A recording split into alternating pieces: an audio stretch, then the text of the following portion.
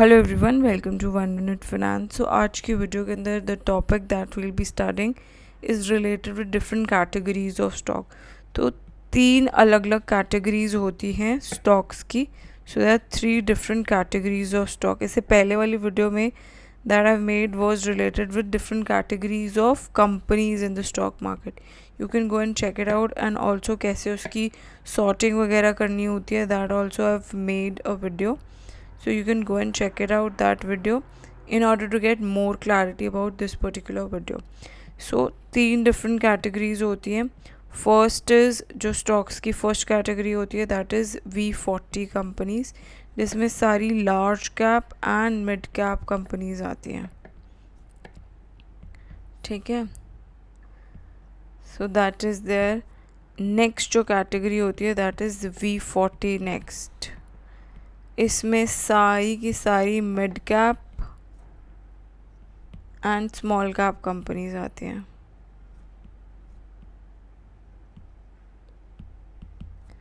फिर जो third category होती है दैट इज़ V200 की कैटेगरी होती है. ठीक है, पहले बात करते हैं about V40 and V40 next की. सो किसी भी कंपनी अगर वो ऐसी 6 कंडीशंस फुलफ़िल करती हैं तो वो इन दोनों ग्रुप्स में फॉल करती हैं. So for a company to fall under the category of V40 and V40 next, there are few conditions that need to be met in order for that particular company to fall in this particular category. ठीक है, सो conditions क्या होती हैं. First जो है that is जो company है that should be the market leader of that particular sector. ठीक है, सो वो क्या होनी चाहिए, company should B market leader. ठीक है, फॉर एग्जांपल बैंकिंग इंडस्ट्री की बात करें तो जैसे कि HDFC है, that's the market leader in the banking industry. ऐसे ही ICICI is a market leader in the banking industry. Kotak Mahindra is a market leader in the banking industry. So this is the first condition. ठीक है, second जो condition होती है that is company should be in business since 15 to 20 years. मतलब उसका company का जो business होना चाहिए that should B rock solid. So company जो है that should be in the business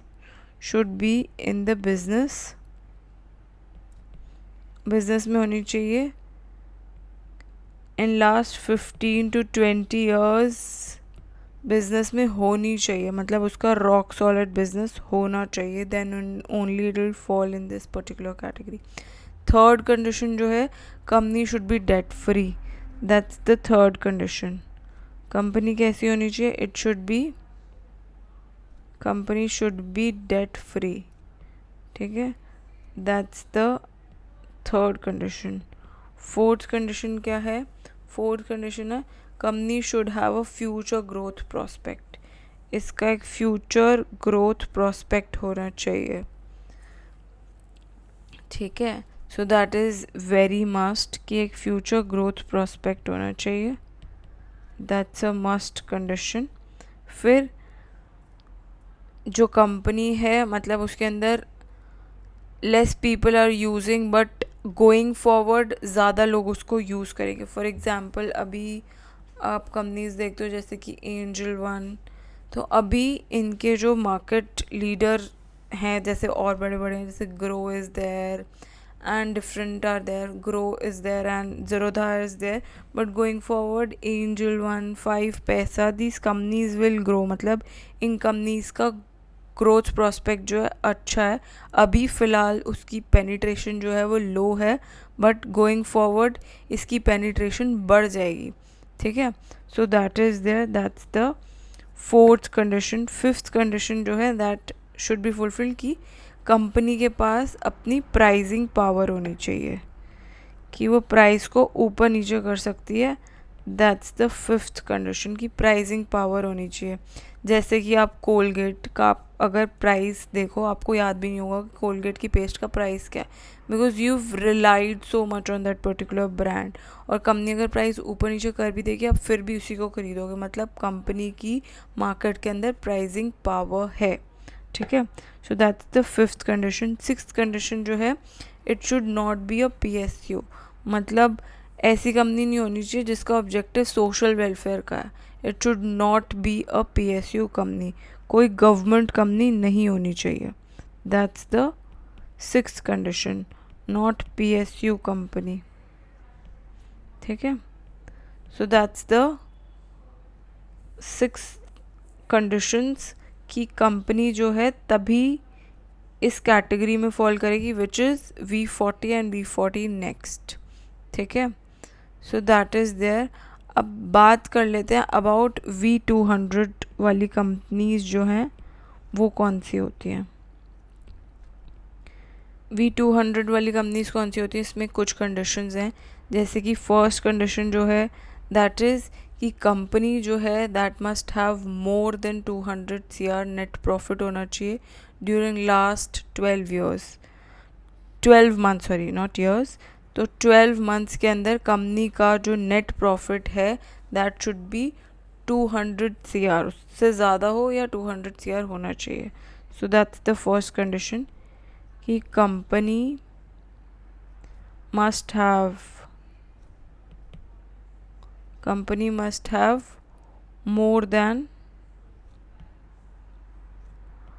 200 CR net profit, तभी वो इस कैटेगरी के अंदर फॉल करेगी. ठीक है. During last 12 months. That's the first condition. Second is ROC, which is return on capital employed, that should be greater than 20%. ठीक है. Third condition is debt to equity, that should be less than 0.25, मतलब 25% से कम होनी चाहिए. ठीक है. सो इसका आप क्रिएट भी कर सकते हो. Screener.com पे अगर हम जाते हैं, जस्ट अ सेकेंड, Screener.com पे अगर आप जाते हैं, you can create a screen as well. तो जैसे अगर हम V200 कंपनीज अगर हमें निकालनी है तो what we'll do, we'll create a screen. So if you go to the screen you have to type the condition कि जो नेट प्रॉफिट है, net profit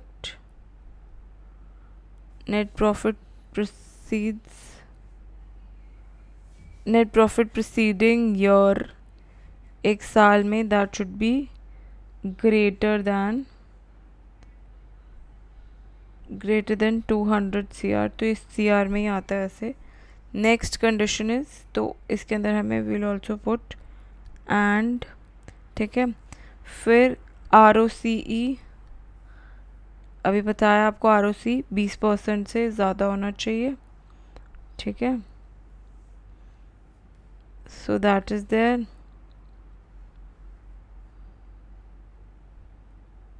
return on capital employed ये परसेंटेज में ही रहता है. ठीक है. Then we'll put and. फिर डेट टू इक्विटी मैंने आपको बताया 25% से कम होना चाहिए. It should be less than 0.25.